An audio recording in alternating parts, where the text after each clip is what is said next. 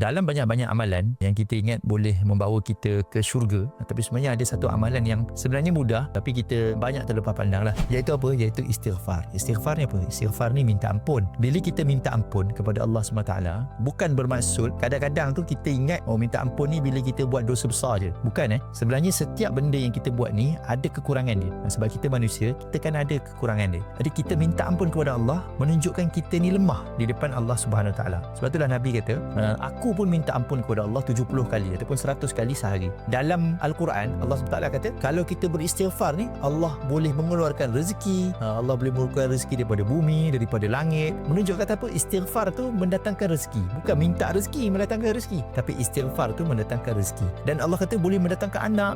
Kadang-kadang kita nak minta anak kan. Sebenarnya amalan yang mudah, yang lebih ringkas, istighfarlah. Sebutlah astaghfirullah, astaghfirullah, astaghfirullah. Mudah-mudahan Allah SWT memberikan apa yang kita nak, dan yang paling penting adalah pahala untuk kita dapat di akhirat kelak.